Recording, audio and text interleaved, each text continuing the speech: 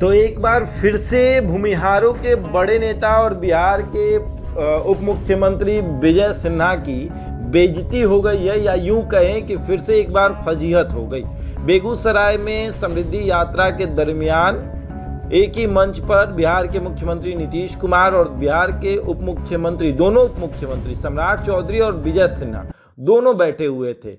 वहीं जब माला आता है, पहनाने की बारी आती है, तो विजय सिन्हा उस माले में घुसने का हर वो कोशिश करते हैं जो वो कर सकते थे, लेकिन माले के फ्रेम में बस दो ही लोग नजर आते हैं, जिनका नाम नीतीश कुमार है और सम्राट चौधरी है। विजय सिन्हा प्रयास करते रह जाते हैं, लेकिन भीड़ को चीरते हुए वो बाहर नहीं आ पाते और पीछे ही रह जाते हैं।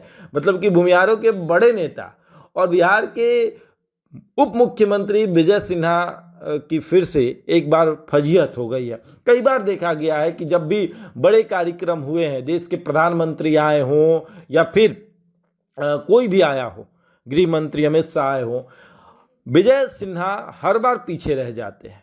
कभी बॉडीगार्ड की तरह नजर आते हैं तो कभी पीछे खड़े हो जाते हैं, और सम्राट चौधरी को हमेशा बड़ा फ्रेम मिल जाता है। और इस बार भी फिर देखा गया कि विजय सिन्हा फिर पीछे रह गए, और इस बार इतने पीछे रहे कि माले का जो फ्रेम था सिर्फ दो लोगों के लिए। एक तरफ आप देखेंगे कि नीतीश कुमार नजर आ रहे हैं, दूसरी तरफ जो है वो सम्राट चौधरी नजर आ रहे हैं। विजय सिन्हा दूर दूर तक नजर ही नहीं आ रहे हैं। और ये बेगूसराय की घटना है। बेगूसराय में समृद्धि यात्रा थी, उस दरमियान की ये पूरा मामला है कि जब माला लाया जाता है, बड़ा माला था, जबकि उस माले को और बढ़ाया जा सकता था, फ्रेम उसका बढ़ सकता था, और उस फ्रेम में आसानी से विजय सिन्हा जो है वो सेट हो सकते थे। लेकिन सम्राट चौधरी ने देखा कि जब फ्रेम बन रहा है तो दो लोग, सम्राट चौधरी के भी मन में ये चल रहा है कि बस नीतीश कुमार और नीतीश कुमार के बगल में खड़े हैं हम, बस ये नहीं तो हम, ये जैसे मुख्यमंत्री की कुर्सी से हटे तो बैठेंगे तो हम ही। तो वो उस सपने को देख रहे हैं, और विजय सिन्हा भी धीरे से साइड हो गए। अगर सम्राट चौधरी चाहते तो उस भीड़ को थोड़ा और आगे बढ़ा सकते थे कि आप लोग उधर जाइए, विजय सिन्हा को भी आने दीजिए भाई, वो भी उप मुख्यमंत्री हैं। लेकिन दूसरे नंबर के उप मुख्यमंत्री का हर बार हाल वही होता है। अब आप सोचिए ना कि दोनों उप मुख्यमंत्री हैं, लेकिन हाल क्या हो रहा है, वही हो रहा है। अब जहां फ्रेम बन रहा है, उस फ्रेम में मुख्यमंत्री आ रहे हैं, वहीं दूसरी तरफ देखिए विजय चौधरी हैं। विजय चौधरी को कोई मतलब नहीं है, अरे वो नहीं है उस फ्रेम में, उनको नहीं जरूरत है। लेकिन उप मुख्यमंत्री को जब माला पहनाया जा रहा है और दूसरे एक और उप मुख्यमंत्री को पहनाया जाए, तो दूसरा उप मुख्यमंत्री क्यों खड़ा रहेगा? उसको भी आप माला पहनाइए, उसको भी उसी फ्रेम में रखिए।